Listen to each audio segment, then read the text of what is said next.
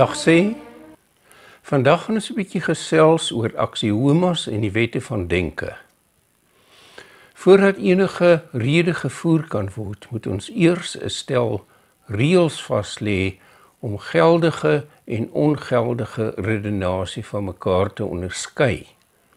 Maar hoe weet ons dan of hierdie reëls geldig is? Ons kan tog nie die reëls aan hulself toets nie, want dan het dit 'n kringargument. Met 'n kringargument kan 'n mens maklik enige arbitreëre posisie inneem en dan aantoon dat dit aan homself voldoen. As vertrekpunt het ons dus 'n stel reëls nodig wat a priori, oftewel vooraf, tot stand kom. Hiervoor maak ons staat op aksiomas. 'n Aksioma is 'n vanselfsprekende fundamentele waarheid. Dit is 'n reël waarvan die teenoorgestelde so ondenkbaar is, dat ons dit nie eers in ons verbeelding kan voorstel nie. Dit is belangrik om 'n uiters hoë standaard aan aksiomas te stel, want hulle bepaal die struktuur van geldige redenasie. Die geringste mistasting kan katastrofies wees. Terwyl ander logies noodwendige waarhede afgelei kan word, is aksiomas van 'n fundamentele aard. 3 sulke aksiomas, wyd toegeskryf aan die antieke Griekse wysgeer Aristoteles, staan bekend as die 3 tradisionele wette van denke, ook soms die wette van logika genoem. Hulle is die wet van identiteit, die wet van geen teenstrydigheid en die wet van die uitgeslote middelgrond. Die wet van identiteit sê wat is.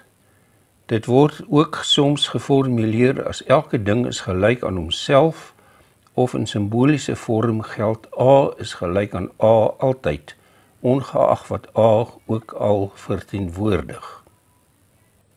Vir baie van ons kan die wet van identiteit so triviaal voorkom dat ons dit nie eers ag nie. Dit maak 'n stelling wat so vanselfsprekend is, dat dit skynbaar nie eers oorweging regverdig nie. Tog is daar denkrigtings wat dit teenstaan, maar kom ons kyk eers na die implikasies van hierdie wet. Die eerste aspek wat opval, is dat dit bestaan erken. Die idee dat alle bestaan illusionêr mag wees, word 'n nekslag toegedien. Bestaan. Ons kan rondspeel met die hipotese dat alle bestaan 'n illusie mag wees, maar dit is 'n doodloopstraat wat na nêrens lei. Die ontkenning van bestaan bied geen fondament waarop enige logiese sisteem kan rus nie. Die erkenning van bestaan is dalk die mees fundamentele van alle begrippe. Ons bestaan, die wêreld rondom ons bestaan. Bestaan is nie beperk tot die materiële wêreld nie. Selfs al word ons denke deur 'n fisiese brein gegenereer en kan dit nie daarsonder voorkom nie, mag ons dit as afsonderlike objekte evalueer. Ons kan dus sê dat metafisiese objekte soos gedagtes, emosies, ideale en kennis bestaan. Hierdie is egter 'n breër begrip van bestaan en ons moet lig loop om nie sintuiglike waarnemings van metafisiese begrippe te verwag nie. Woorde soos siel en gees is te vaag om beslissend hier te evalueer. Wat ons wel kan stel is dat die objekte nie materieel bestaan nie. Metafisiese dinge omvat geen materie of energie nie en kan nie die fisiese wêreld beïnvloed nie, tensy dit deur 'n denkende tussenganger gestalte gegee word. Wat bestaan alles behels is 'n vakgebied op sy eie, bekend as ontologie, en ons sal nie hier verder daarop ingaan nie. Voorts het elke ding wat bestaan kenmerkende eienskappe. Verskillende waarnemers mag verskillende persepsies van 'n objek hê, maar die objek self het 'n onafhanklike bestaan wat nie 'n produk van persepsie is nie. Dit het 'n identiteit. As 'n proposisie die kenmerk het dat dit waar is, dan is waarheid 'n eienskap van daardie proposisie en deel van sy identiteit. Ons kan dus die wet van identiteit uitbrei as wat waar is waar.